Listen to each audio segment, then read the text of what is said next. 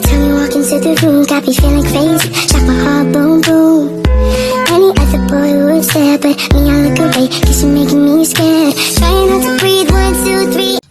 Shalom, perkenalkan nama saya Chelsea Olivia Wijaya dengan NIM 0553235541 dengan Prodi Ilmu Komunikasi, merupakan mahasiswa dari Universitas Terbuka.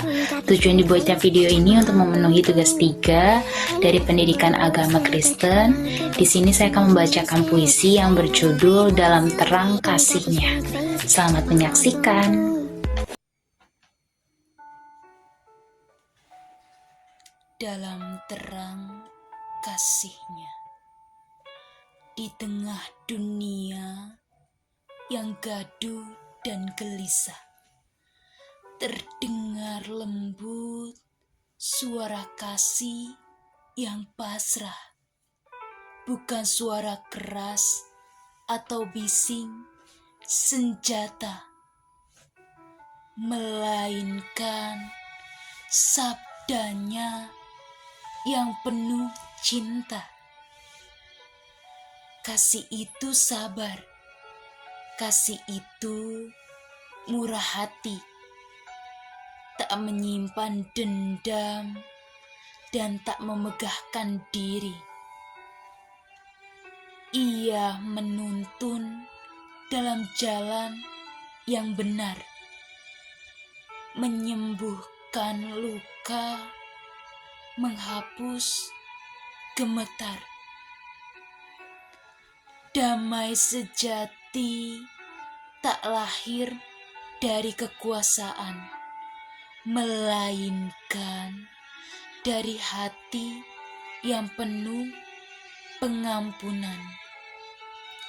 Berbahagialah para pembawa damai, karena sabdanya nyata, sebab mereka akan disebut anak-anak Allah. Kesejahteraan bukan sekedar limpahan harta, namun ketenangan jiwa yang percaya. Seperti burung pipit yang tak pernah resah, karena Bapa selalu menyertai langkah. Dalam kasih Kristus, damai pun tumbuh.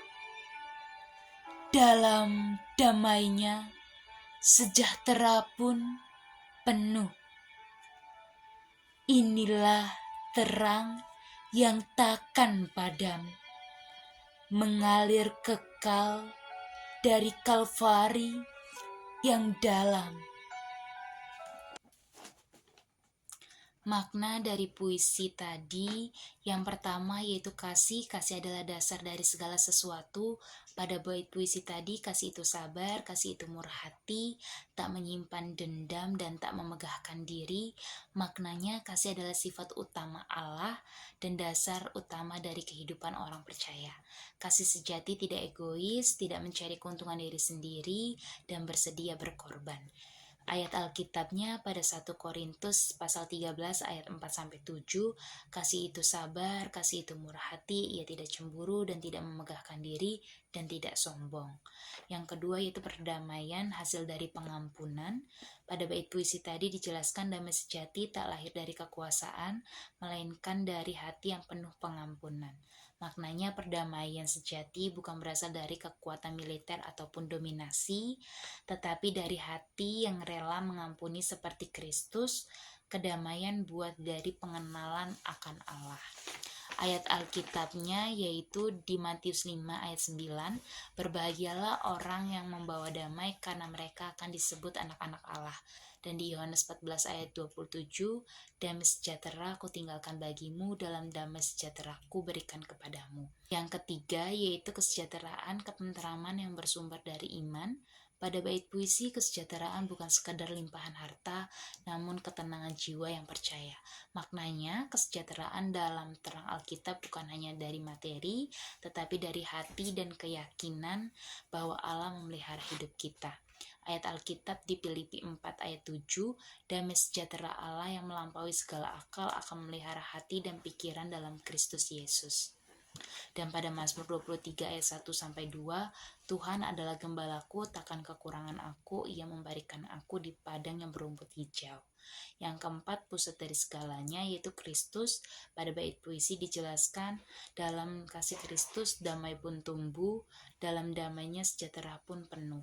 Maknanya, Yesus Kristus adalah sumber dari segala kasih, damai dan kesejahteraan. Melalui pengorbanannya manusia diperdamaikan dengan Allah dan satu sama lain. Ayat Alkitabnya di Kolose 1 pasal 20, dan oleh itu dia memperdamaikan segala sesuatu dengan dirinya. Dan di Roma 5 ayat 1, sebab itu kita dibenarkan karena iman, kita hidup dalam damai sejahtera dengan Allah oleh karena Tuhan Yesus Kristus. Dari makna yang disebutkan tadi dapat disimpulkan bahwasanya puisi ini mengajak pembaca untuk hidup dalam terang kasih Kristus, membangun damai di tengah dunia yang retak, dan menemukan kesejahteraan sejati yang tak bergantung pada dunia tetapi kepada Tuhan. Ketiganya adalah identitas sejati orang percaya dan menjadi cerminan dari kerajaan Allah yang hadir di bumi melalui umatnya. Sekian dari saya, terima kasih, sampai jumpa, see you, shalom.